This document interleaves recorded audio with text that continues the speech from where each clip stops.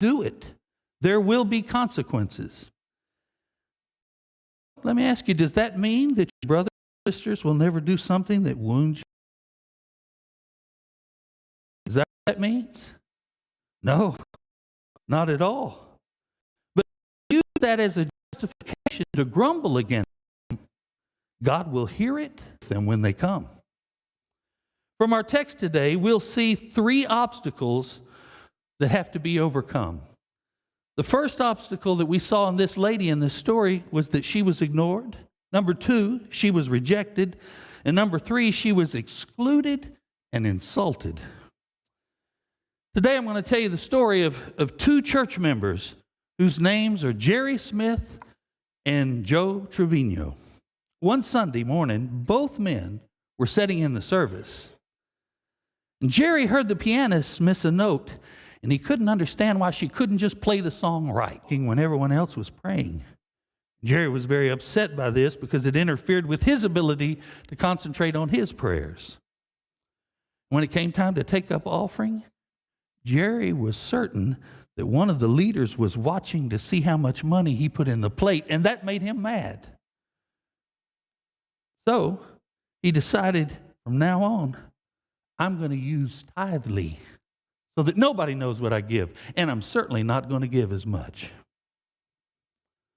During the sermon, he caught the preacher 3 times in slip-of-the-tongue mistakes. The man should do better than that. As Jerry sat there, his thoughts drifted off to other things about the church that were bothering him. Before the service began, one of the ushers had the nerve to say to him, "Hey, Jerry, I'm glad you made it this morning. We missed you the last couple of weeks." He knew in his heart that that usher was just scolding him for missing church. Then there was the time that he had minor surgery and the preacher didn't come to see him in the hospital. This was unexcusable in Jerry's book. And when they were choosing people to have parts in the Easter program, well, Jerry wasn't asked. Not Jerry, no. That's because they don't think that I'm as important in this church as other people are, Jerry thought to himself. Then Jerry began to think about what happened after the services the last time he came to church. He didn't feel that he got the attention that other folks got. It's because I'm poor, and these people think they're better than me. During the altar call, Jerry slipped out the back door saying to himself, I don't think I'm coming back here again. Things built up for old Jerry. Let's look at our Bible text for today in Matthew 15:21 through 28. Let's take the test that Jesus put a woman through, and let's see how she reacted, and let's think about how we would have reacted. First thing I want you to see is that she was ignored. Let's read Matthew 15:22 through 23a. And behold, a Canaanite woman from that region came out and was crying, "Have mercy on me, O Lord, Son of David. My daughter is severely oppressed by a demon." But he did not answer her a word. I've always wondered when I've read this, why didn't Jesus answer her? Why didn't he say something? It seems cruel. I mean, this is a woman who had a desperate need, and Jesus just ignores her. The woman needed help for her daughter, but Jesus says nothing. It's a perfect opportunity for someone's feelings to get hurt, don't you think? Don't you think? Most of us would have easily said, well, if I'm going to be treated this way, I'm never going to ask him for anything again. What a mistake that would be, huh? What a mistake that would be. What would most of us do in this situation? I'm talking about me here.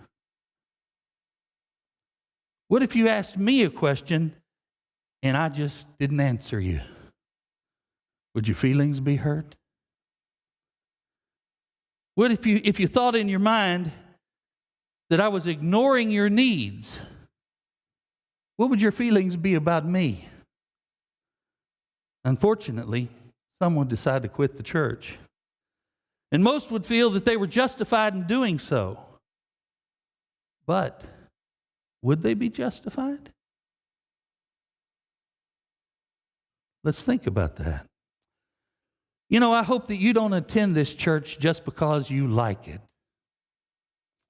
Just because the service times are convenient, or because you like the fellowship in your action center, or because you like the way that I preach, not much danger of that.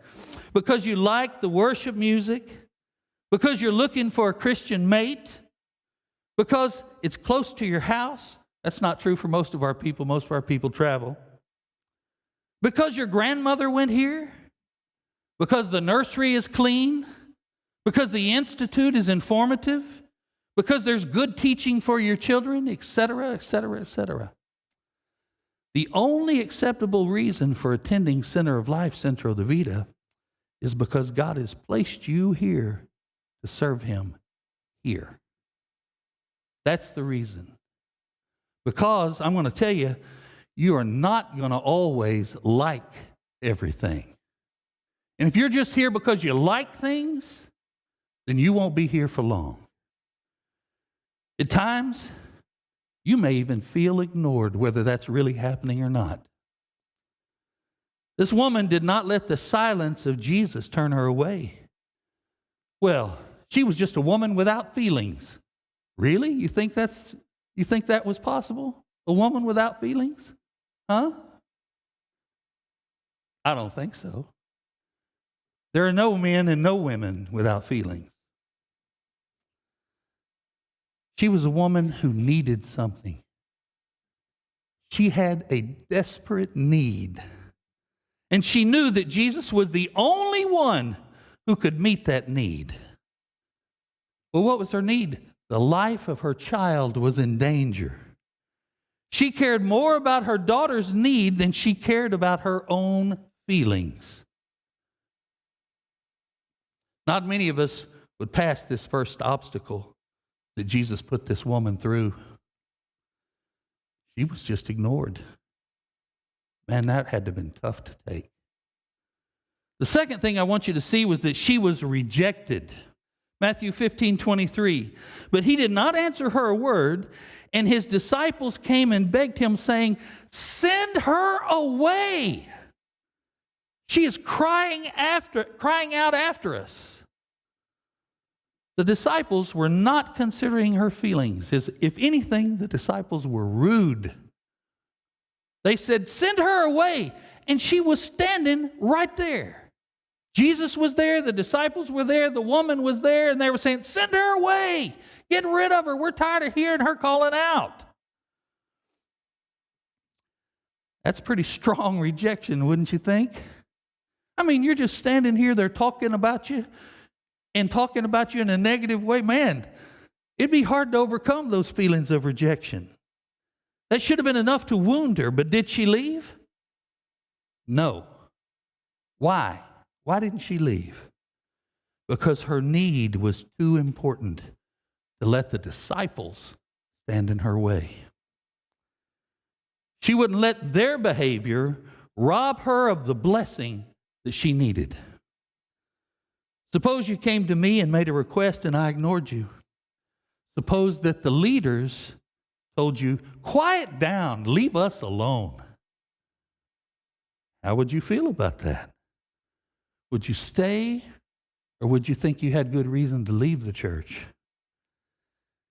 If you know that your needs are important and you know why you come, you would remain in spite of what anybody else said or did. If you left the place that God has chosen for you to serve because your feelings were hurt, wouldn't you be the loser? If this is the place that God wants for you and you say, I'm mad, I'm out of here, aren't you the one who loses? Because then you step out of the will of God. Of course, God would not be pleased with those who try to turn you away or even cause you hurt. But their actions would not justify your quitting. You say, "Brother Bob, is somebody mad? Is somebody trying to leave?" No. I'm sure somebody's mad about something. But I'm not making a point here, okay? To let even this cause you to leave the church could mean that you might be too sensitive. What do you mean, Brother Bob? I mean, that's pretty rough stuff. You might be too sensitive. What's more important, your feelings or your service to God? Listen to 1 Peter 5:8. Be sober-minded, be watchful. Your adversary, the devil, prowls around like a roaring lion seeking someone to devour. Who is Peter writing to here? He's writing to Christians. This verse is not for lost sinners. And Peter warns us that the devil will try to destroy us. You know, lions in Africa don't just charge into a herd of antelope. They lay on the edges and they watch them. And they look for one from the herd who strays away from everybody else and finds itself off over there alone, or one that is weak. And then they attack it and they kill it. Hebrews 10:25 says this, not neglecting to meet together as is the habit of some, but encouraging one another, and all the more as you see the day drawing near. When somebody allows hurt feelings to drive them away from the flock of God, they become easy prey for the devil. You've seen it happen over and over again. Well, I'm wounded. I'm going to go to church somewhere else. And they go somewhere else a couple times. And then they miss a little bit. And then they try to go back, and then they miss a little bit and say, you know, it just doesn't feel like home, but I'm not going back there. And you know what? The devil's crouching on the sidelines, and he sees them wandering away from the herd. Years ago, there was a man who left the church. He had some issues with me, and so he decided that he was going to leave the church. And he was a fine man. I loved him very, very much. But he told me he had also seen this very thing happen to people, and he said, Brother Bob, if you hear that I've wandered out into the world, don't leave me out there. Come and get me. Don't leave me. Get me. When we wander away from the place where God has told us to serve and worship, we find ourselves out there on the edge where Satan can easily crouch and attack us. This woman was ignored, she was rejected, and she was excluded and insulted. Matthew 15:24. This is Jesus speaking. He answered, I was sent only to the lost sheep of Israel. Well, the first two obstacles were pretty rough, but she had more obstacles to face.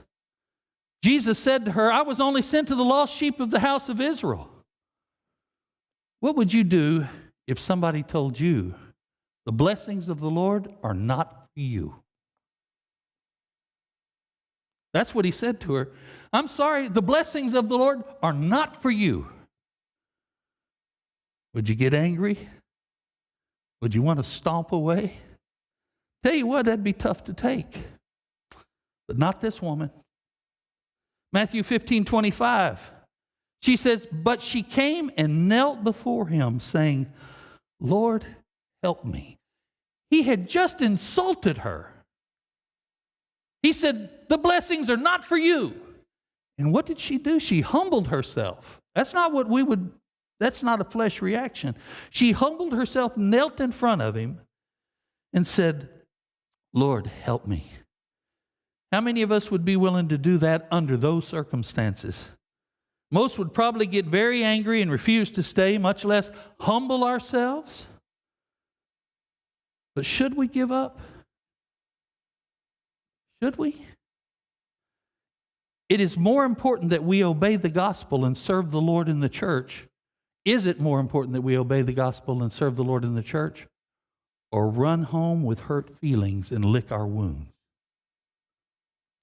Overcoming obstacles such as these indicate our real desire to do what is right. You know, I often think about long-term church members. We have a lot of long-term church members. And let me tell you, you can't be a long-term church member without somebody hurting your feelings, causing you pain somebody in the church. And the fact that you choose to stay and that you don't let people run you off just because you were wounded or offended says that serving God is more important to you than just your feelings.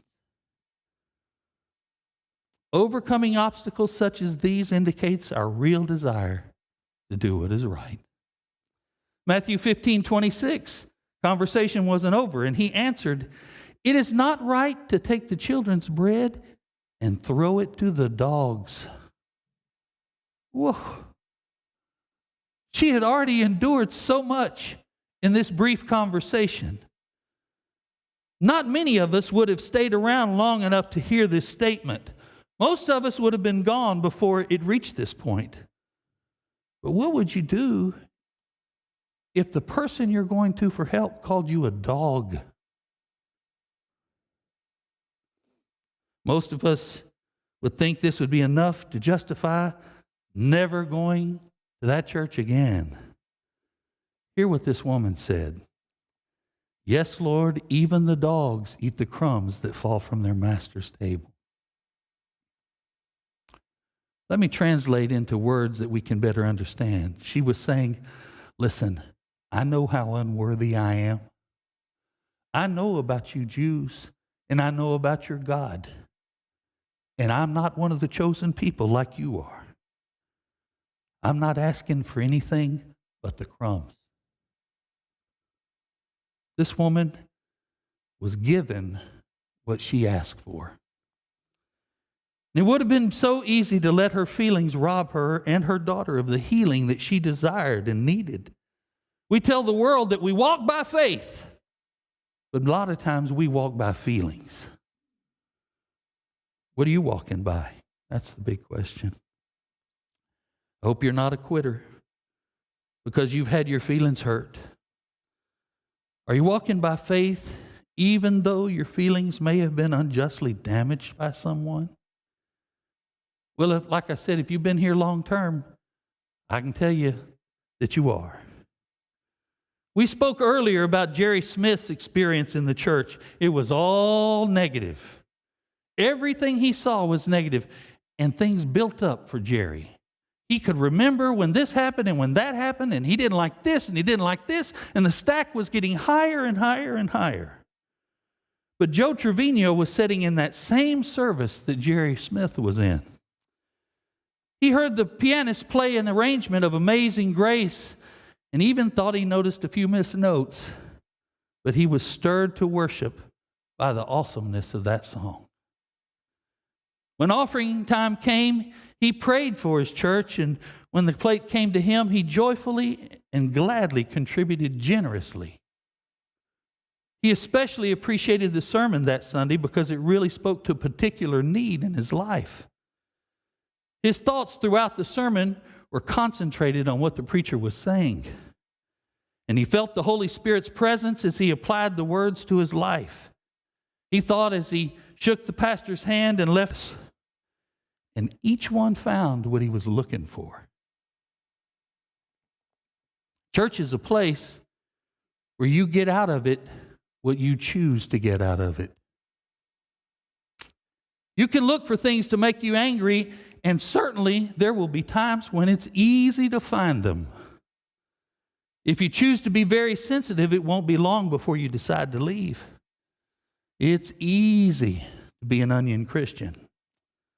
The more we yield to our feelings, the thinner our skin becomes. It's like